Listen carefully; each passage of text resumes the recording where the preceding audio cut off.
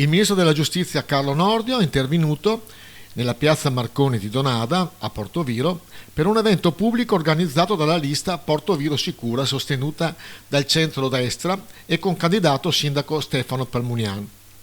Ascoltiamo alcuni passi dell'interessante incontro con il ministro. C'è addirittura una corrente di pensiero rispettabilissima finché si vuole, che però pensa di affrontare il problema del sovraffollamento carcerario, che effettivamente è un problema che esiste, attraverso una liberazione, diciamo, lineare, incondizionata di persone che magari sono in procinto della fine espiazione pena. Allora, se la liberazione diventa un atto di indulgenza nel momento in cui lo Stato è forte e si sente abbastanza legittimato ad essere magnanimo, perché nella vittoria, nella forza, deve essere sempre unita la magnanimità e la generosità, allora le cose vanno bene. Ma se tu pensi di liberare delle persone perché non c'è più posto nelle carceri, allora dai un segno di debolezza dello Stato, di delegittimazione dello Stato e soprattutto di frustrazione verso le forze dell'ordine che rischiano la vita per arrestare i delinquenti. Perché allora uno si domanda: perché devo imprigionarlo se dopo un po' devo metterlo fuori perché non c'è posto nelle carceri? Ecco, questo è una...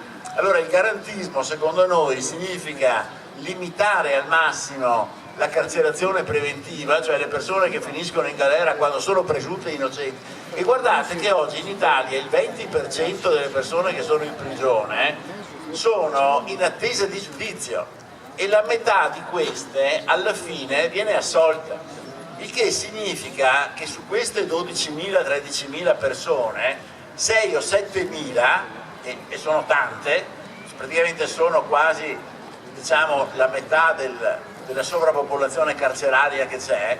Ecco, queste persone hanno sofferto una serie di dolori non soltanto psicologici ma anche professionali, finanziari, di ordine anche politico. Molti hanno avuto compromessa la carriera, addirittura la possibilità di candidarsi alle elezioni perché erano finiti in questa tagliola, in questo tritacarne della giustizia. Bene, ecco, limitare la carcerazione preventiva e anche limitare, se vogliamo, un domani tutte quelle indagini che vengono fatte senza nessuna ragione, che sono estremamente costose, estremamente lunghe e che rallentano invece i processi importanti, i processi seri. Ecco, questo è il nostro obiettivo della riforma. Siamo già andati avanti molto e andremo avanti ancora.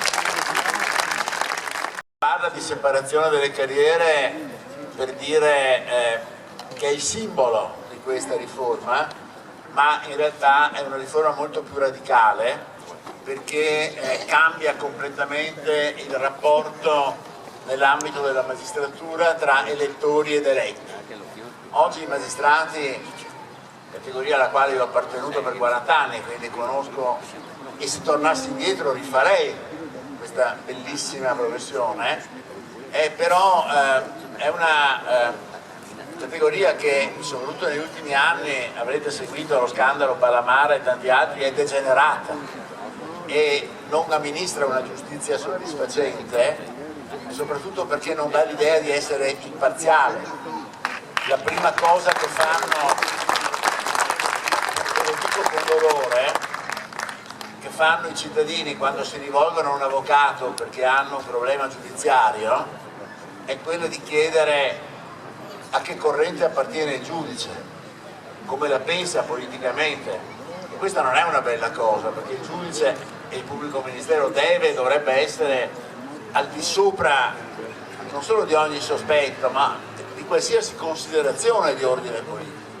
Ecco, la riforma che noi facciamo è che introdurrà soltanto il sorteggio nell'ambito del Consiglio Superiore della Magistratura e poi la creazione di un'alta Corte di Giustizia disciplinare, la quale non entro adesso nel merito, ma che comunque sarà staccata dai rapporti correntizi che oggi ci sono nell'ambito appunto dell'Associazione Nazionale Magistrati, ecco, darà alla stessa magistratura una maggiore libertà e quindi la darà anche ai cittadini. Da questa poi deriveranno altre riforme che saranno coniugate secondo quello che noi diciamo essere il nostro principio di garantismo. Garantismo non vuol dire essere buoni o essere perdonisti. Garantismo vuol dire garantire la presunzione di innocenza prima del processo, quando si è appunto, secondo la Costituzione, presunti innocenti, e garantire la certezza della pena.